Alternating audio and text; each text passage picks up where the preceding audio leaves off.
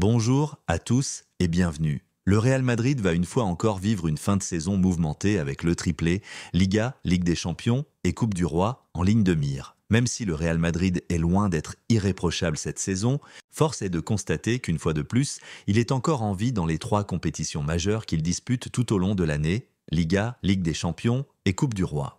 Les joueurs de Carlo Ancelotti sont en droit de croire au triplé qui serait synonyme d'une saison 2024-2025 superbement réussie malgré les vives critiques au sujet du fond de jeu et du manque d'équilibre de l'équipe. Une Liga à couper le souffle s'il y a bien un titre dont il est difficile aujourd'hui d'imaginer l'issue, c'est le championnat espagnol. En effet, depuis plusieurs mois, on assiste à une lutte à trois entre le FC Barcelone, le Real Madrid et l'Atlético de Madrid. Or, dernièrement, les Colchoneros semblent avoir été évincés de cette course au titre à cause du succès 4-2 des Blaugranas au Riyad Air Metropolitano. Les joueurs de Diego Simeone accusent maintenant un retard de 4 points sur le Barça et le Real à 10 journées de la fin de la Liga. À noter aussi que les Barcelonais ont un match de retard à disputer contre Osasuna. La lutte finale devrait donc se jouer entre les deux éternels ennemis que sont le Barça et le Real. Avec deux calendriers sensiblement similaires, le Clasico entre les Blaugrana et les Merengues,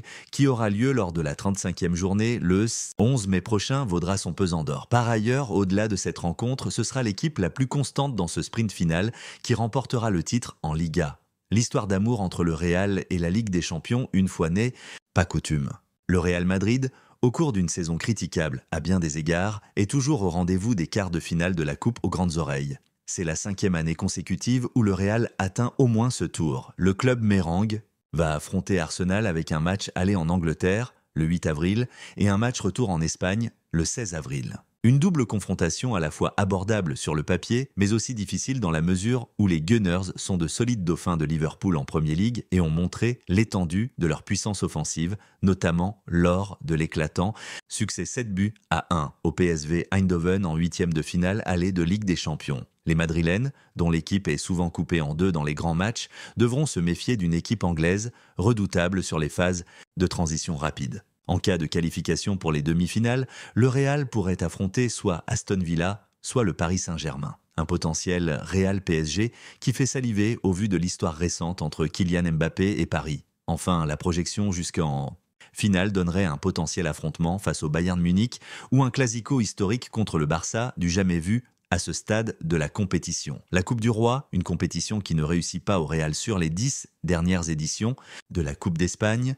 Le Real a remporté seulement un titre en 2023, victoire 2-1 contre Osasuna, alors que le Barça a été sacré à 5 reprises sur cette même période. Cette année, les Merengues ont l'occasion de se qualifier en finale relativement facilement, après leur victoire 1-0 à la Real Sociedad lors de la demi-finale aller. Le match retour aura lieu le mardi 1er avril au Santiago Bernabéu à 21h30.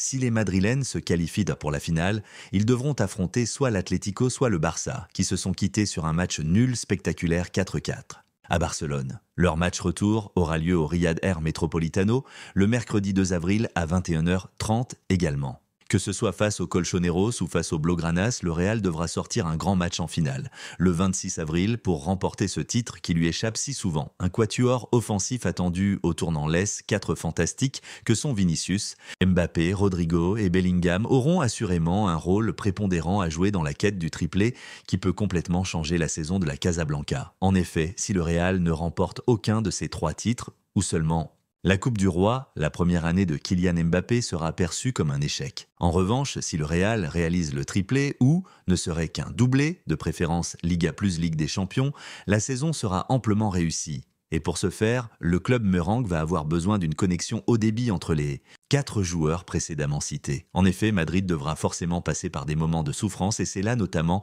que les grands joueurs devront faire la différence. Et ils ont tous une carte à jouer importante pour la suite de leurs histoires respectives avec la Maison Blanche. Tout d'abord, Kylian Mbappé devra être capable de porter son équipe dans les moments difficiles afin de démontrer pourquoi le Real Madrid le voulait tant. De plus, le club merengue aura aussi besoin d'un Vinicius concentré uniquement sur ce qu'il fait de mieux, déstabiliser les défenses et marquer des buts dans les grands rendez-vous. De son côté, Rodrigo a l'occasion de continuer à prouver qu'il fait belle et est bien parti des meilleurs attaquants du monde malgré le manque de reconnaissance autour de ses performances. Enfin, Jude Bellingham devra lutter au maximum défensivement pour réduire la brèche constatée dans le bloc, équipe d'Ancelotti tout en apportant cette touche offensive dont il a le secret. Merci et à bientôt